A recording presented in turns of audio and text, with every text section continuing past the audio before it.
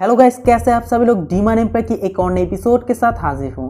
तो जैसा कि लास्ट एपिसोड में हम लोगों ने देखा था, हांगफू किंगटियन 8 एग्जिट के ऊपर चली जाती है। वहाँ पर जैसे ही हांगफू किंगटियन अपनी की मदद से 8 एग्जिट को खोलने लगता है, तभी जू फैन अपनी ब्लड वर्म को एक्टिवेट कर लेता है, जिसकी वजह से हांगफू किंगटियन के पैर में बहुत ज्यादा दर्द करती है और हांगफू किंगटियन जमीन पर ही गिर जाता है। तभी वहाँ पर जू फैन भी चली आती है। तो अब आगे तो इस वाले एपिसोड शुरू करने से पहले जिन लोगों ने भी चैनल को सब्सक्राइब नहीं किया वो लोग जल्दी से जल्दी चैनल को सब्सक्राइब कर दो। तो एपिसोड के स्टार्टिंग में हांगफू किंगटियन का सीन दिखाया जाता है, जो कि बहुत ज्यादा दर्द में होता है। लेकिन जू फैन को देखते हुए हांगफू किंगटियन बहुत ज्यादा घबरा जाती है और 8 एग्जिट के तरफ बढ़ने लगता है। हांगफू किंगटियन बहुत जबरदस्त स्पीड के साथ 8 एग्जिट की तरफ बढ़ने लगता है और मन में कहता है, मैं जरूर जिंदा रहूंगा। आज अगर यहाँ पर मैं सर्वाइव कर लेता हूँ तो मेरे जो सम्मान है वो बच जाएंगे।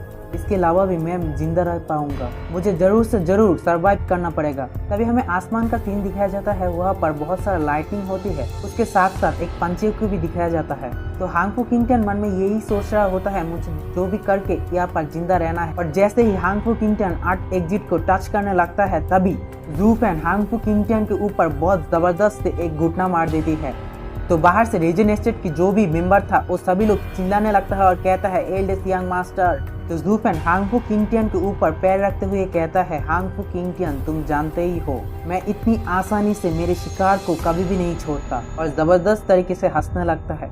तभी हांगफू किंगटियन कहता है, तुम इतनी जल्दी यहाँ पर कैसे आए? तुम तो फायर एग्जिट के पास थे, तो इतनी जल्दी कैसे इस 8 एग्जिट के पास चला आए? तभी हांगफू किंगटियन एक चीज को देख के बहुत ज्यादा शॉक्ड हो जाती है। तो जू फैन कहता है, क्या तुम अब समझे मैं यहाँ पर इतनी जल्दी कैसे आया? तुम्हारी वजह से मैं मेरे विंग को लॉस कर चुका हूँ, लेकिन मेरे पास अब भी मेरा थंडर स्काइलर है और इसके पास जो स्पीड है वो थंडर से भी बहुत ज्यादा तेज है। मेरे ख्याल से इतना ज्यादा स्पीड काफी था तुम्हारे तक पहुँचने के लिए। और हांगफू किंगटियन के सिर पर पैर रखते हुए कहता है, ये तो बहुत ज्यादा आसान था तुम्हें यहाँ पर पकड़ने के लिए। तभी हांगफू किंगटियन भी कहता है, डैम इट, मैं इसके बारे में कैसे भूल सकता हूँ? मैं जू फैन की हर एक चाल को बहुत ही ज्यादा सावधानी के साथ अवॉइड किया, लेकिन मैं कैसे इसके बारे में भूल सकता हूँ? मेरे दोनों के दोनों ड्रैगन इतनी दिनों तक जू फैन को रोक कर रखा सिर्फ और सिर्फ मेरे बचाने के लिए, लेकिन फिर भी मैं सरवाइव नहीं कर सकता। यहाँ पर कुत्ते की मौत मरने तो बेहतर मैं आसानी से मर जाता हूँ। और हांगफू किंगटियन अपने हाथों की मदद से जू फैन को पैर दूर की ओर झटकते हुए कहता है, मैं गिव अप कर चुका हूँ जू फैन, अब तुम मुझे मार डालो। और उठकर बैठ जाता है। मैं हेवन का किंग कहलाता हूँ, इसीलिए अगर मैं यहाँ पर मर भी जाऊँ तो एक सम्मानित मरना चाहता हूँ। यानी कि हांगफू किंगटियन यहाँ पर गिव अप कर चुका है और जू फैन से कहता है, अगर तुम मुझे मारना चाहते हो तो मार डालो, मैं यहाँ पर रेजिस्ट नहीं करूँगा। तभी जू फैन भी कहने लगता है, कोर्स मैं तुम्हारी विश को जरूर पूरा करूँगा। अब तक मैं सोच रहा था तुम्हें कैसी दर्दनाक मौत दूँ, लेकिन तुम्हारी बातों को सुनते हुए मुझे एक कमाल का आइडिया चला आया है। और हांगफू किंगटियन की तरफ घूर घूर के देखने लगता है, जू फैन अब तुम क्या करने वाले हो मेरे साथ? तो जू फैन हांगफू किंगटियन के बहुत ज्यादा पास चली जाती है और कहता है, मैं तुम्हें एक डिफिकल्ट तरीके से मौत देने वाला हूँ। और हांगफू किंगटियन के कानों के ऊपर एक बाइट कर देता है। तभी हमें दिखाया जाता है वहाँ पर बहुत ज्यादा खून होती है और जमीन पर हांगफू किंगटियन के जो कान है वो गिरी पड़ी होती है। हांगफू किंगटियन अपने हाथों की मदद से कान को पकड़ते हुए कहता है, तुम मेरे साथ ये क्या कर रही हो? और जोर से चीखता है। तभी जू फैन कहता है, क्या तुम नहीं जानते मैं यहाँ पर क्या कर रहा हूँ? मैं यहाँ पर तुम्हारी विश को पूरा कर रहा हूँ, मैं एक अलग तरीके से मौत देके। मैं तुम्हारी बॉडी के किसी भी पार्ट को नहीं छोड़ूंगा। मैं मेरे जबड़े की मदद से तुम्हारी हर एक पार्ट के अंदर होल क्रिएट कर दूंगा, ताकि कोई भी पर्सन तुम्हारी डेड बॉडी को देखते हुए अपनी रूह तक कांप उठे। और एक जबरदस्त डेविल सा स्माइल देने लगता है। तभी एरिना के बाहर से रीजन एस्टेट की सभी के सभी डिसाइबल और मास्टर जू फैन की इस वाली बात को सुनते हुए बहुत ज्यादा घबरा जाती है और कहने लगता है, क्या तुमने उसकी बात को सुना? सोनिक डीमन ड्रैगन अपनी सिर्फ और सिर्फ खेल को जारी रखने के लिए हेवन से भेजे हुए किंग के साथ ऐसा जुलूम कर सकते हैं? क्या जू फैन सच में यहाँ पर हांगफू किंगटियन को खाने वाले हैं? तभी हमें फिर से हांगफू किंगटियन का सीन दिखाया जाता है, जो कि बहुत ज्यादा घबराते हुए जू फैन से कहता है, तुम असल में ही एक डीमन हो, तुम मुझे नहीं खा सकते। तो बहुत ज्यादा घबराने लगता है। हांगफू किंगटियान की ऐसी घबराते हुए फेस को देख के जू फेन बहुत ज्यादा खुश होता है और कहता है, मेरे ख्याल से मैं तुम्हें मारने का सबसे अच्छा तरीका ढूंढ निकाला है। इसकी वजह से तुम हर एक दर्द को बहुत ही अच्छी तरह से फील कर सकते हो। तुम्हारी वजह से इसे बहुत ज्यादा परफेक्ट करूंगा। और अपनी क्लिंग पावर को रिलीज करते हुए हांगफू किंगटियान की तरफ बढ़ने लगता है और कहने लगता है, मैं इस तरीके से तुम्हारी बॉडी पर 100 बार नहीं 1000 बार ऐसे दर्द दूंगा, ताकि निंग मरने पर जितनी भी दर्द से गुजरा है उसकी हर एक पेन को तुम जबरदस्त तरीके से महसूस कर सकते हो। तुम्हें मारने की वजह सिर्फ और सिर्फ एक ही है, तुमने मेरे निंग को मार डाला है और अब मैं तुम्हें मारकर उसका बदला चुकाने वाला हूँ। और हांगफू किंगटियान की तरफ बढ़ने लगता है और कहने लगता है, क्या तुम जानते हो तुम लोगों को इतनी बेहद और दर्दनाक मौत देने की असली वजह क्या है? क्यों मैं तुम लोगों के साथ ऐसे खेल रहा हूँ? इसकी सिर्फ एक और एक ही वजह है, वो है जो भी निंग को मारने की पीछे है, जो भी उसको मारने की सिफारिश कर गया है, उसे दिखा रहा हूँ उसकी मौत कितनी दर्दनाक हो सकती है। और तुम्हें मारने के लिए मेरे अंदर वाली सोल डीमन अब जाग चुका है। तुम उसकी दिल की धड़कन को सुन सकते हो। हांगफू किंगटियान वहाँ से जरा सा भी नहीं हिल पा रहा होता है और बहुत ज्यादा जोरों से चीखता है, क्योंकि जू फेन हांगफू किंगटियान के ऊपर टूट पड़ता है और उसके बॉडी में बहुत ज्यादा मात्रा में बाइट करने लगता है, जिसकी वजह से हांगफू किंगटियान तो जोर जोर से चीख ही रहा होता है, लेकिन पीछे से पिलकिंग वैली के जो साइबल है वो भी कांपने लगता है जू फेन की इस बाली रूप को देख के। और जू फेन की मुंह में हांगफू किंगटियान की गोश्त को देखते हुए उसे उल्टियां आने लगती है। तो एरिना के बाहर से हमें चू किंगटियान को दिखाया जाता है, जो कि जू फेन को ऐसी हालत में देखते हुए बहुत ज्यादा दुख में होता है और मन में सोचने लगता है, मैंने सोचा था जू फेंग एक पत्थर दिल इंसान है, लेकिन हांगफू किंगटियान को इतनी बेरहमी से काटते हुए देखने के बाद मुझे लगता है जू फेंग के दिल के अंदर निंग की मर जाने पर बहुत ज्यादा दर्द छुपी हुई है। मैं उसकी उस दर्द को महसूस कर सकता हूँ, ये बहुत ज्यादा है।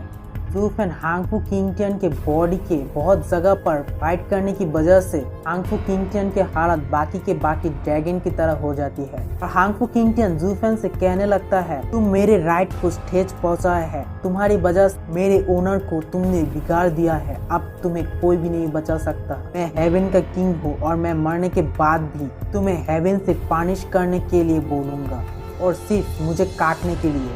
तो जू फेन अपनी पावर को इस्तेमाल करता है और खतरनाक सा लुक देते हुए हांगफू किंगटियान से कहता है, मैं हमेशा ही हेवन के खिलाफ था। इससे क्या हुआ, अगर हेवन को भी मुझे मारना है तो मेरे लाइन में लगने पड़ेंगे। अब सिर्फ और सिर्फ तुम अपने बारे में सोचो, क्योंकि मैं तुम्हें काटने के लिए आ रहा हूँ।